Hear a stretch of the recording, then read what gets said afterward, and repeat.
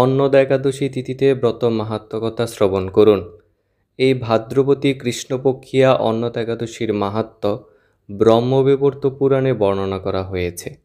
মহারাজ যুধিষ্ঠির বললেন, হে কৃষ্ণ, ভাদ্র মাসের কৃষ্ণপক্ষের একাদশীর নাম কি, তা শুনতে আমি অত্যন্তই আগ্রহী। শ্রীকৃষ্ণ বললেন, হে রাজন, আমি সবিস্তারে এই একাদশীর কথা বর্ণনা করছি, আপনি একাগ্রচিত্তে তা শ্রবণ করুন। ভাদ্রের কৃষ্ণপক্ষিয়া একাদশীকে বলা হয় অন্নদা। এই তিথি সর্বপাপ বিনাশিনী। যিনি শ্রীহরির অর্চনে এই একাদশী ব্রত পালন করেন, তিনি সর্বপাপ থেকে মুক্ত হন। এমনকি এই ব্রতের নাম শ্রবণেই রাশি রাশি পাপ বিদূরিত হয়ে যায়। এই ব্রত প্রসঙ্গে একটি পৌরাণিক ইতিহাস রয়েছে। প্রাচীনকালে হরিশ্চন্দ্র নামে এক নিষ্ঠাপরায়ণ সত্যবাদী চক্রবর্তী রাজা ছিলেন। পূর্ব কর্মফল ও প্রতিজ্ঞার সত্যতা রক্ষায় তিনি রাজ্যভ্রষ্ট হন। অবস্থা এমন হলো যে তিনি নিজের স্ত্রী, পুত্র এবং অবশেষে নিজেকেও পর্যন্ত বিক্রি করতে বাধ্য হলেন। হে রাজেন্দ্র, এই পুণ্যবান রাজা চণ্ডালের দাসত্ব স্বীকার করেও সত্য রক্ষার্থে দৃঢ় নিষ্ঠা প্রদর্শন করেছিলেন। তিনি শ্মশানে মৃত ব্যক্তির বস্ত্র কররূপে গ্রহণ করতেন। এইভাবে তার বহু বছর কেটে গেল। দুঃখ সাগরে নিমজ্জিত হয়ে কি করি, কোথায় যাই, কিভাবে এই দুর্দশা থেকে উদ্ধার পাই, এই চিন্তায় তিনি দিন রাত্রি বিভোর হলেন।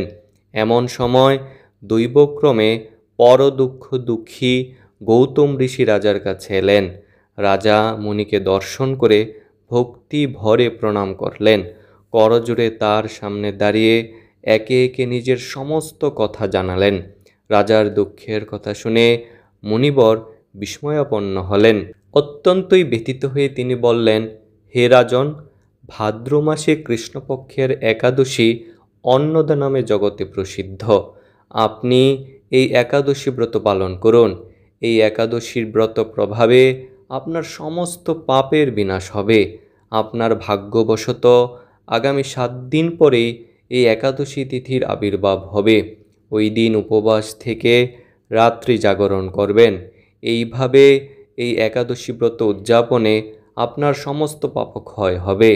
হে রাজন, আপনার পুণ্য প্রভাবে আমি এখানে এসেছি জানবেন। এই কথা বলে গৌতম মুনি অন্তরিত হলেন। ঋষিবরের উপদেশ মতো তিনি শ্রদ্ধা সহকারে এই অন্নদা একাদশী ব্রত পালন করলেন। তার ফলে তার সমস্ত পাপ দূর হলো। হে মহারাজ, এই একাদশী ব্রতের প্রভাব শ্রবণ করুন। যথাবিধি এই একাদশী ব্রত পালনে বহু বছরের দুঃখভোগের অবসান হয়। ব্রতের প্রভাবে রাজা হরিশ্চন্দ্রের সকল দুঃখ সমাপ্ত হলো। পুনরায় তিনি স্ত্রীকে ফিরে পেলেন এবং তার মৃতপুত্রও জীবিত হলো। আকাশ থেকে দেবগণ দুন্দুবিবাদ্য ও পুষ্প বর্ষণ করতে লাগলেন। নিষ্কণ্টক রাজ্য সুখ ভোগ করে অবশেষে আত্মীয় স্বজন ও নগরবাসী সহ স্বর্গে গমন করলেন। যে মানুষ নিষ্ঠা সহকারে এই একাদশী ব্রত পালন করেন, তিনি শ্রীহরিচরণে ভক্তি লাভ করে অবশেষে দিব্য ধামে গমন করেন। এই একাদশী ব্রতের মাহাত্ম্য কথা পাঠ ও শ্রবণে অশ্বমেধ যজ্ঞের ফল লাভ হয়। হরে কৃষ্ণ।